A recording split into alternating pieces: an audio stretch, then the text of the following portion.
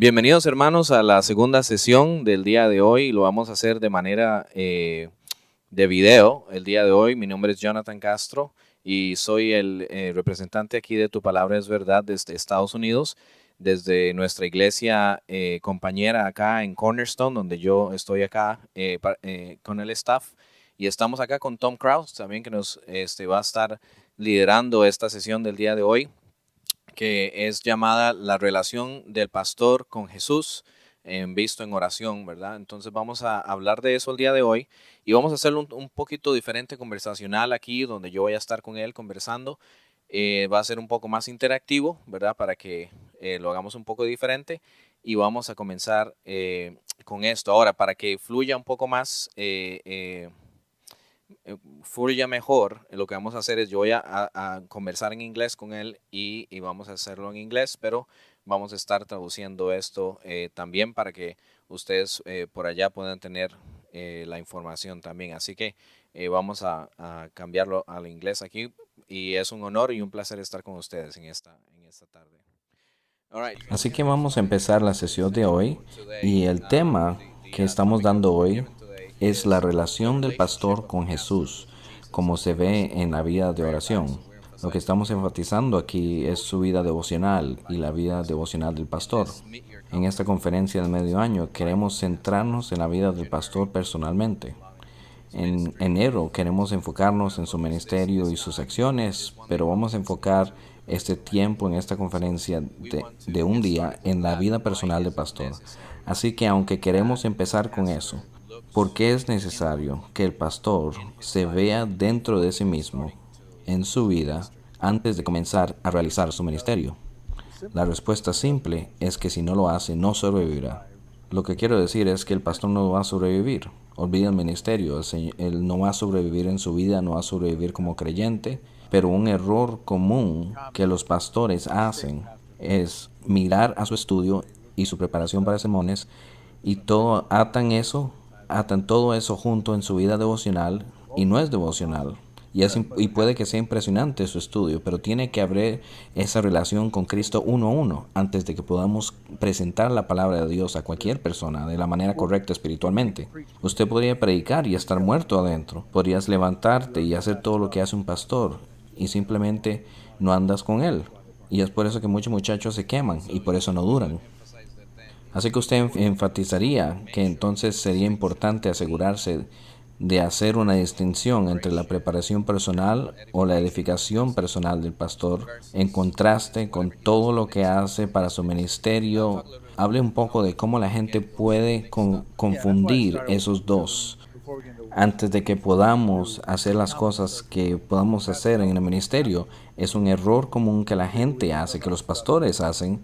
Demos un paso atrás un poco. La vida es ocupada, muchos de ustedes están trabajando y no tienen mucho tiempo, así que el tiempo es muy corto y ustedes tienen que hacer un sermón porque el domingo viene, la gente está llegando y yo entiendo esto.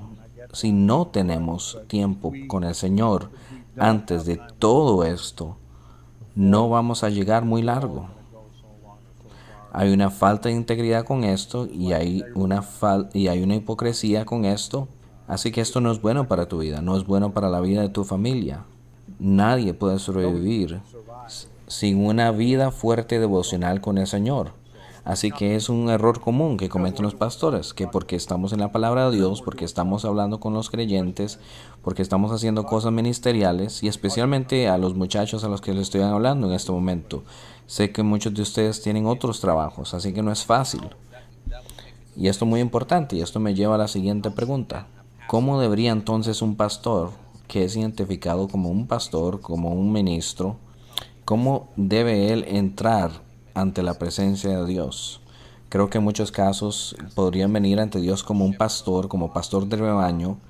¿Debería ser este el punto de partida que deben de tomar en oración?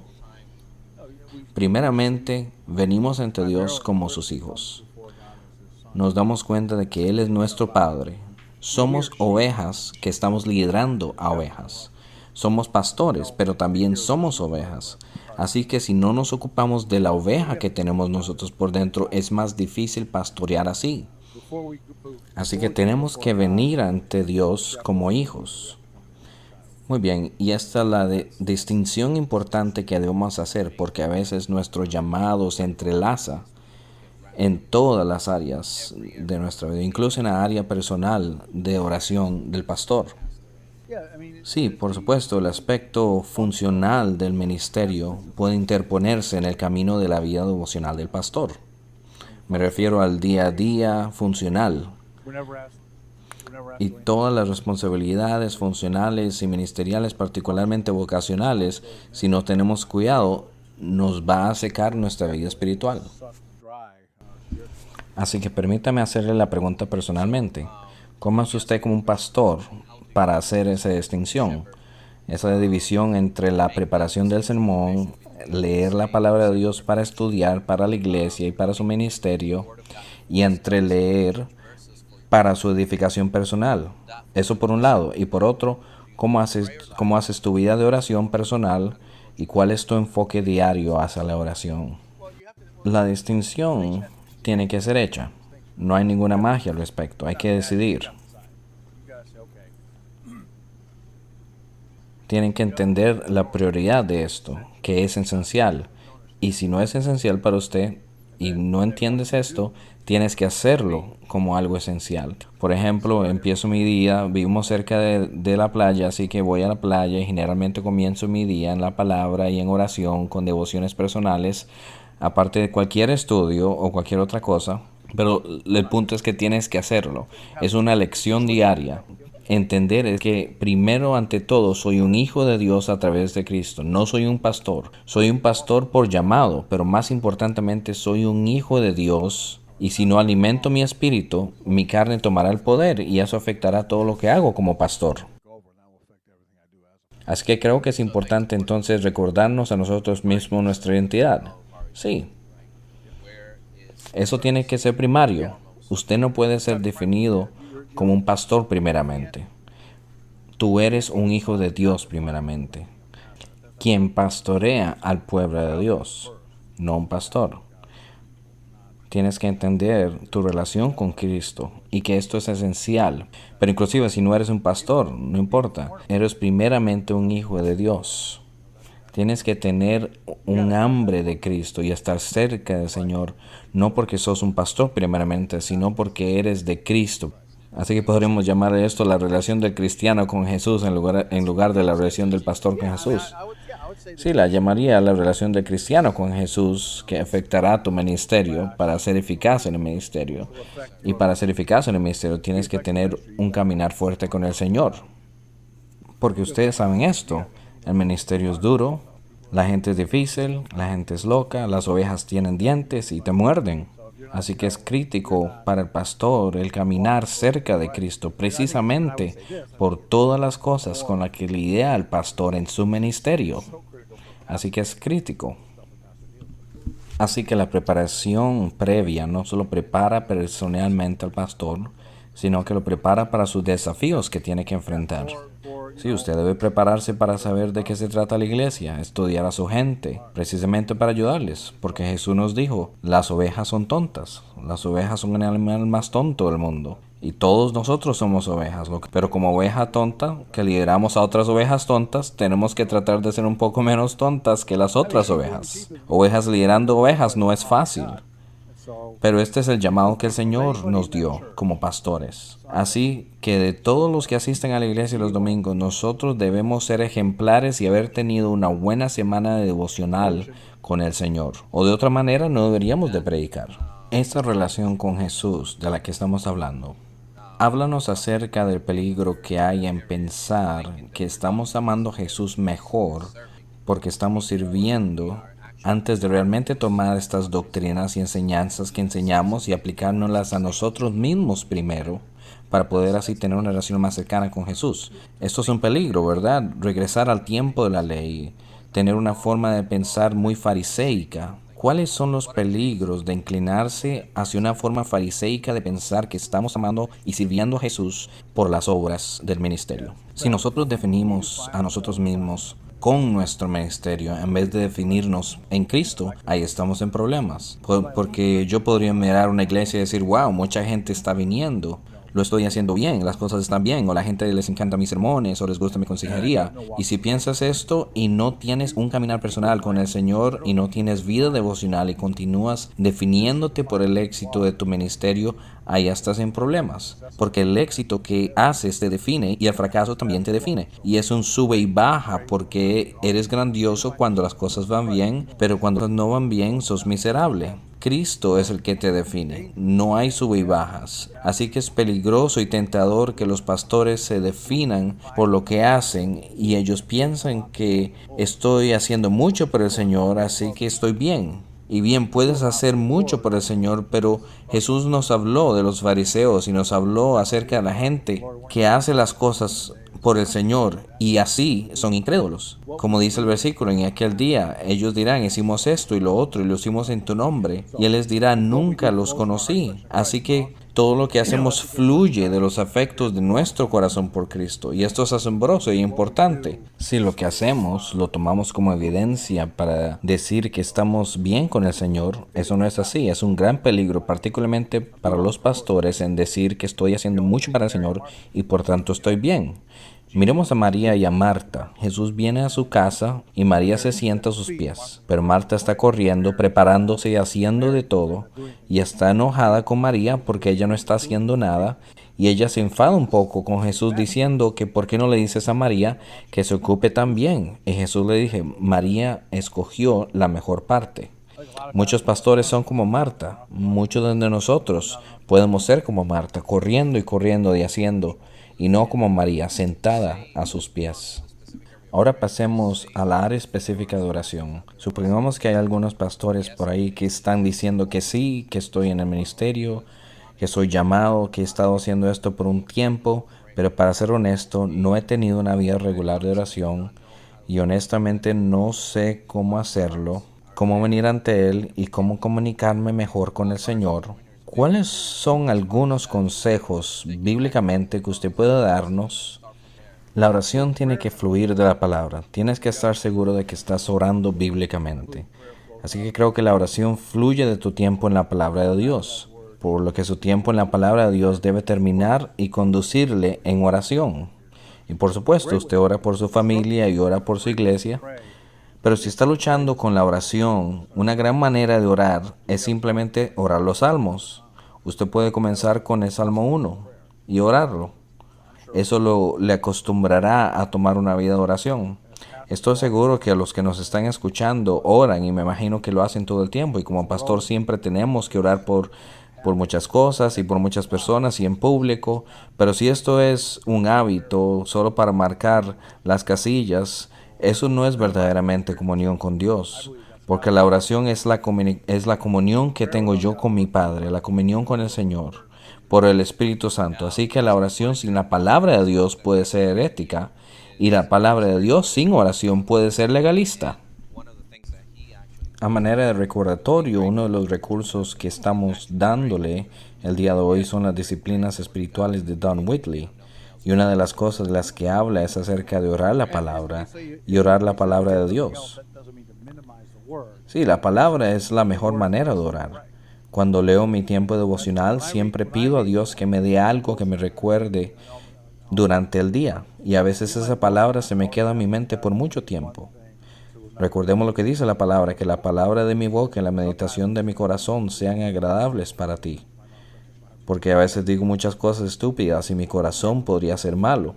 Y por esto es importante llenarnos de la palabra de Dios. Pero cuando estoy leyendo, estoy pidiéndole al Señor que me dé algo específico en lo que pueda pensar durante el día y orar por esto durante el día. Pero la palabra de Dios es impresionante. Y de hecho podemos empezar a orar cada salmo. Para concluir, ¿cómo una relación vigorosa con Jesús en oración diariamente afecta no solo su vocación o su llamado, pero toda su área de su vida?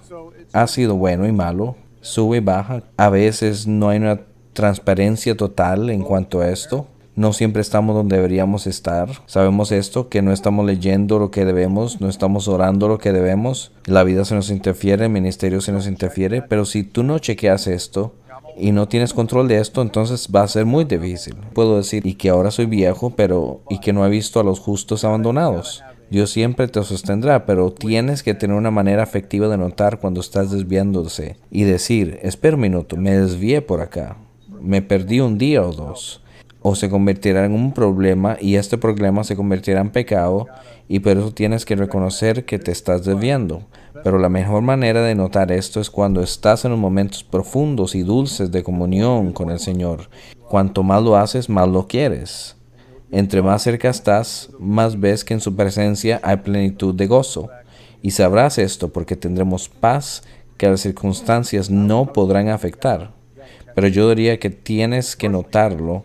Pero personalmente, mis mejores momentos con el Señor son mis momentos solos. Quiero decir, me encanta estudiar, me encanta predicar, pero mi mejor momento realmente, mi tiempo más alegre es ese momento en devoción solo con el Señor. Hay un aspecto del orgullo ministerial donde probablemente debido al estatus público del pastor hay una dificultad para llegar a entender y comprender nuestra propia relación con Jesús.